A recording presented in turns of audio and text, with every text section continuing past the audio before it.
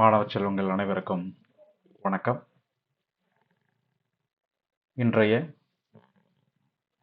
NMMS online வகுப்பில் தரம் சார்ந்த கணக்குகள்,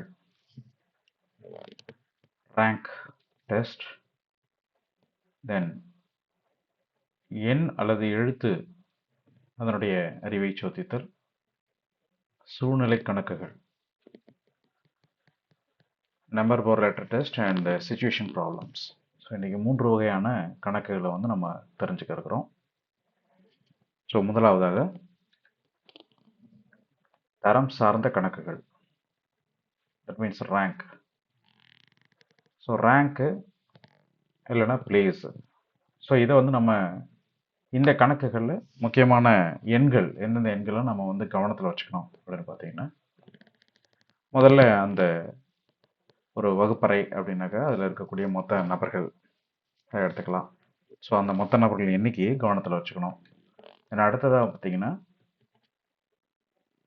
ஒரு நபர் எத்தனாவது இடத்துல இருக்கிறாரு அல்லது எத்தனாவது ரேங்க்ல இருக்கிறாரு. ஸோ ஒரு புறத்தில் மேலிருந்து கீழோ அல்லது கீழிருந்து மேலோ, இடமிருந்து வளமோ அல்லது வளமிருந்து இடமோ, ஸோ எத்தனாவது பிளேஸில் இருக்கிறாரு அப்படிங்கிறத கவனத்தில் வச்சுக்கணும். தென் அடுத்து மூன்றாவது பார்த்தீங்கன்னா, 2 நபர்கள், சில கணக்குகளில் 2 நபர்களுக்கு 2 பேர் கொடுத்துருப்பாங்க, A அண்ட் B அப்படின்னு 2 பேர் கொடுத்துருப்பாங்கன்னா, அந்த 2 பேருக்கு இடையில எத்தனை பேர் இருக்காங்க அப்படிங்கிற விவரமும் சில கணக்குகளில் தரப்படும். இதையும் நாம் நினைவில் வச்சுக்கணும். ஸோ இந்த 3 எண்களையும் நாம் கவனத்தில் கொண்டு இந்த தரம் சார்ந்த கணக்குகள் நம்ம போடும்போது இதை கவனத்தில் கொண்டு செய்யணும். ஸோ இதில் முதலாவதாக ஒரு கணக்கு பார்க்கலாம். ஒரு வரிசையில் ராணி அப்படிங்கிற பெண்ணு இடம் இருந்து 5வது இடம், லெஃப்டில் இருந்து 5வது பிளேஸ்லையும், வலம் இருந்து 22வது இடம், ரைட் சைடில் இருந்து 22வது இடத்துலையும் இருக்கிறாரு. அப்படின்னா அந்த வரிசையில் உள்ள மொத்த நபர்கள் எத்தனை பேர் அப்படின்னு கேட்குறாங்க. ஸோ நமக்கு கொடுத்துருக்கிறது ராணி. ஸோ இப்போ இந்த ராணி லெஃப்ட் டு ரைட் ஒரு லைன் ஒன்று போட்டுக்கலாம். ஸோ இதில் 5th பிளேஸில் இருக்கிறாங்க. முதல்ல லெஃப்ட் சைடில் இருந்து 5வது இடம். ஸோ அப்போ ராணிக்கு முன்னாடி ஒரு 4 பேர் இருப்பாங்க. ராணி தான் 5வது ஆள். அப்போது ராணியோட வேல்யூ 1ன்னு கொடுத்துக்கிறோம். ஸோ ராணிக்கு இடது பக்கம் 4 பேர் இருப்பாங்க. ஸோ அங்கே 4ன்னு போட்டுக்கிறோம். ஸோ அது மாதிரி இந்த பக்கம் வலது பக்கம் பார்த்தீங்கன்னா, வலது பக்கத்தில் 22வது இடத்துல ராணி இருக்காங்க. அப்படின்னா என்ன அர்த்தம்? ராணிக்கு வலது பக்கத்தில் இன்னும் 21 பேர் இருக்கிறாங்கன்னு அர்த்தம். ஸோ அப்போ அந்த 21 பேர் ராணிக்கு வலது பக்கத்தில் இருக்காங்க. ராணி 22வது ஆள் வலது பக்கம் இருந்து பார்க்கும்போது.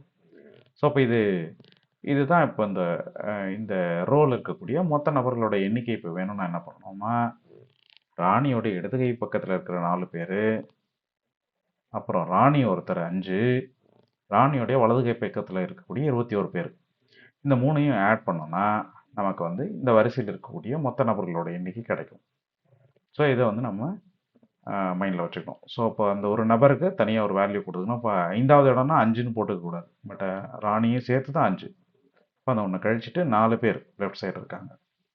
அது மாதிரி 22வது இடம்னும் போது ராணியை கழிச்சிட்டு இன்னும் 21 பேர் வலது பக்கம் இருக்கிறாங்க. அந்த 21 எடுத்துக்கணும். ஸோ மொத்தம் 26 பேர் அந்த வரிசையில் இருக்கிறாங்க அப்படிங்கிறத நம்ம கண்டுபிடிக்கணும்.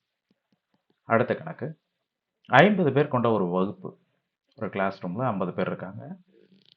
ஆதித்யா அப்படிங்கிற பையன் மேலிருந்து கீழாக 2nd ரேங்க் எடுத்திருக்கிறார். அவர் அதே வகுப்பில் கீழிருந்து மேலாக எத்தனாவது ரேங்க் எடுப்பாருன்னு கேட்குறாங்க. ஸோ இப்போ இந்த கேள்வியில் பார்த்தீங்கன்னா, மேலிருந்து கீழ், அதாவது ரேங்க்னு சொல்லும்போது நம்ம மேலிருந்து கீழ் தான் சொல்லுவோம். மொத்த நபர்கள் நம்ம ஏற்கனவே சொன்ன மாதிரி அந்த வகுப்பில் இருக்கக்கூடிய மொத்த நபர்களை கணக்கில் வச்சுக்கணும். 50 பேர் இருக்கிறாங்க. ஸோ மேலிருந்து கீழ் அப்படின்னு டாப் டு பாட்டம் ஒரு லைன் போட்டுக்கிறோம். இதில் 2வது இடத்துல யார் இருக்கிறாரு? ஆதித்யா இருக்கிறாரு. ஸோ ஆதித்யா 2nd பிளேஸில் இருக்காரு. பட் ஆனால் அவருக்கு 1ன்னு வேல்யூ கொடுக்குறோம். அவருக்கு மேலே இன்னும் ஒருத்தர் இருப்பார் இல்லையா? அப்போது மேலே டாப்பில் இன்னும் ஒருத்தர் இருக்கிறார். இப்போ கீழிருந்து மேல் ஏற்கனவே போன கணக்கில் பார்த்த மாதிரி தான் ஒரு 1 கழிச்சிட்டு போட்டுக்கணும் நம்ம. ஸோ, அப்போ வந்து கீழிருந்து மேல் வந்து எத்தனாவது இடத்துல இருப்பாரு அப்படின்னு நம்ம கண்டுபிடிக்கணும். இப்போ மொத்தத்துக்கு எத்தனை பேர் இருக்கிறாங்க? 50 பேர் இருக்கிறாங்க. இப்போ இதில 2 கழிச்சிட்டோம்னா, இப்போ இந்த 1 + 1 2 கழிச்சிட்டோம்னா, இதுக்கு அடுத்து கீழ எத்தனை பேர் இருக்க போறாங்க? 48 பேர் இருப்பாங்க. அப்ப கீழிருந்து மேல் பார்க்கும்போது, அவரோட ரேங்க் என்ன? 48 + 1. அப்ப அவரோட ரேங்க் 49. அப்போ ஆதித்யாவோட ரேங்க் கீழிருந்து மேல்னு பார்க்கும்போது 49வது ரேங்க். ஸோ குறைவான மதிப்பெண் பெற்றவர்கள்லேருந்து அதிக மதிப்பெண் பெற்றவர்கள் அந்த வரிசையில் அடுக்கணும்னா, இவர் வந்து 49வது ரேங்க்ல இருப்பார். ஓகே. அடுத்த கணக்கு. 40 பேர் கொண்ட ஒரு வரிசையில சசிகலா அப்படின்னு ஒரு பெண் இடமிருந்து வலமாக, அதாவது லெஃப்ட் சைடுல இருந்து ரைட் சைடு வரும்போது 21வது இடத்துல இருக்கிறாங்க. மணிமொழி அப்படிங்கிற பொண்ணு வலமிருந்து இடமாக ரைட் சைடுல இருந்து லெஃப்ட் சைடு வரும்போது 14வது இடத்துல அமர்ந்திருக்கிறாங்க. அப்படின்னா இவங்க 2 பேருக்கும் இடையில அமர்ந்திருக்கக்கூடிய நபர்களோட எண்ணிக்கை எவ்வளவுங்கிறது கேள்வி. ஸோ இப்போ நம்ம என்ன பண்ண போறோம்? 40 பேர் கொண்ட மொத்த எண்ணிக்கை வந்து 40. ஸோ இந்த வரிசையில் இருக்கிற மொத்த நபர்களோட எண்ணிக்கை 40. லெஃப்ட் டு ரைட் ஒரு லைன் போட்டுக்கிறோம். ஸோ இதில் பார்த்தீங்கன்னா சசிகலா எங்கே இருக்கிறாங்க? இடப்பக்கத்துல இருந்து 21வது இடத்துல. அதாவது சசிகலாவுக்கு லெஃப்ட் சைடில் இன்னும் 20 பேர் இருக்கிறாங்க. ஸோ 20 + 1 சசிகலாவை சேர்த்து 21. அந்த மாதிரி மணிமொழி வந்து வலப்பக்கம் இருந்து பார்க்கும்போது வலப்பக்கம் இருந்து 14வது இடத்துல இருக்கிறாங்க. அப்போ அந்த பக்கம் இருந்து வந்தா மணிமொழிக்கு ரைட் சைடில் 13 பேர் இருக்கிறாங்க. ஸோ மணிமொழியை சேர்த்து 14. நமக்கு இந்த 2 பேருக்கும் இடையில எத்தனை பேர் இருக்கிறாங்க அப்படிங்கிறது கேள்வி. ஸோ மொத்தம் உள்ள நபர்கள் 40 பேர். இந்த பக்கம் இருந்து வந்தா சசிகலாவோட 21 பேர். அந்த பக்கம் இருந்து வந்தா வலது பக்கம் இருந்து வந்தாக்க மணிமொழியோட சேர்த்து 14 பேர். மொத்தம் எத்தனை பேர் ஆச்சு? 21யும் 14யும் கூட்டினா மொத்தம் எத்தனை பேர் வருதுங்க? 35 வரும். ஸோ மொத்தம் உள்ள 40ல் இந்த 35 கழிச்சோம்னா மீதி வர்றது 5. ஸோ அப்போ சசிகலாவுக்கும் மணிமொழிக்கும் இடையில 5 பேர் அமர்ந்திருக்கிறாங்க அப்படிங்கிறத நம்ம கண்டுபிடிக்கலாம். ஸோ இருவருக்கும் இடைப்பட்ட நபர்களோட எண்ணிக்கை 5. ஸோ அடுத்த கணக்கு. நான் இருபுறமும் இருந்து, இருபுறம்னா வலது பக்கத்துல இருந்தும் இடது பக்கத்துல இருந்தும் 2 பக்கத்துல இருந்தும் 11வது இடத்தில் உள்ளேன். எத்தனாவது இடத்துல? 11வது இடத்துல இருக்கேன். எனில் அவ்வரிசையில் உள்ளவர்களின் மொத்த எண்ணிக்கை அப்படி கேட்டிருக்காங்க. ஸோ அப்போ வந்து ஒரு லைன் இந்த மாதிரி போட்டுக்கலாம். லெஃப்ட் டு ரைட் ஒரு லைன் போட்டுக்கிறோம். இதில் 11th பிளேஸில் நான் இருக்கேன். ஸோ லெஃப்ட்லேருந்து எடுத்தாலும் 11th பிளேஸ் தான், ரைட்லேருந்து எடுத்தாலும் 11th பிளேஸ் தான். அப்போ எனக்கு இடது பக்கம் 10 பேர் இருக்காங்க, வலது பக்கம் 10 பேர் இருக்காங்க. நான் 11வது இடத்துல இருக்கேன். அப்போ சென்டரில் நான் இருக்கேன். அப்போ இந்த வரிசையில் எத்தனை பேர் இருக்காங்க? Yes, correct. மொத்தம் வந்து 21 பேர் இருக்காங்க. இந்த பக்கம் 10 பேர், அந்த பக்கம் 10 பேர், என்ன சேர்த்து நான் ஒருத்தன். மொத்தம் 10 10 20, நான் ஒருத்தன் சேர்த்தா 21.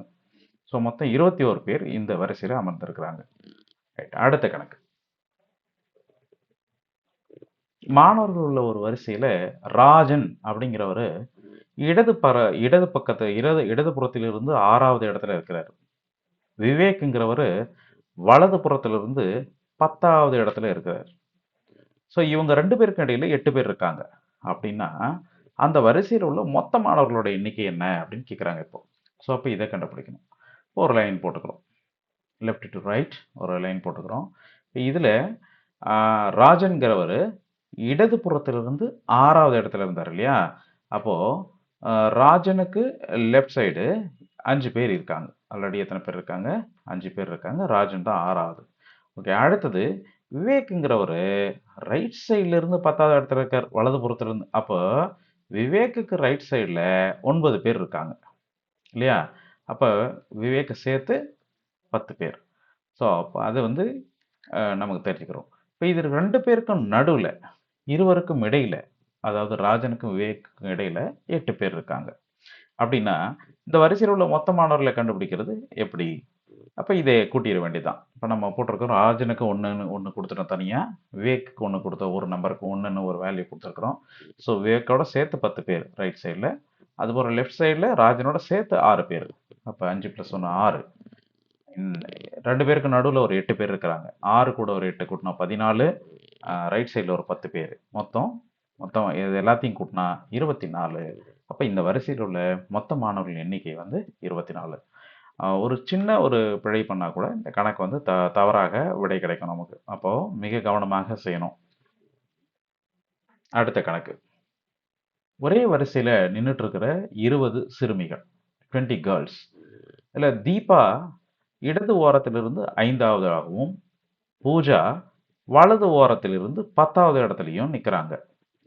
பூஜா தீபாவை நோக்கி 5 இடம் நகர்றாரு அப்படின்னா, பூஜா இடது ஓரத்திலிருந்து எந்த இடத்துல நிக்கிறாரு அப்படின்னு கேட்குறாங்க.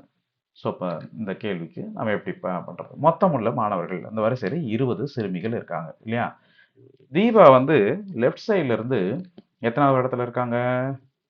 5ஆவது இடம். அப்போ தீபாவை சேர்த்து 5 பேர். லெஃப்ட் சைட்ல இருந்து நம்ம கனெக்ட் பண்ணிட்டு வந்தா தீபாவோட 5 பேர். ரைட். அப்போ பூஜா வலது ஓரத்துல இருந்து 10ஆவது இடத்துல. அப்போ 9 + 1 பூஜாவோட சேர்த்து 10 பேர் ரைட் சைடு.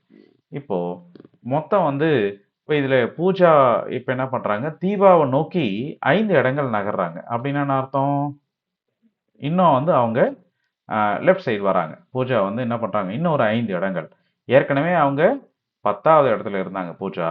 இன்னும் ஒரு 5 இடங்கள் நகர்ந்து வந்தாங்கன்னா 15ஆவது இடத்துல வந்து நிப்பாங்க. இல்லையா? அப்போ 15ஆவது இடத்துல வந்து நிப்பாங்க பூஜா. இப்போ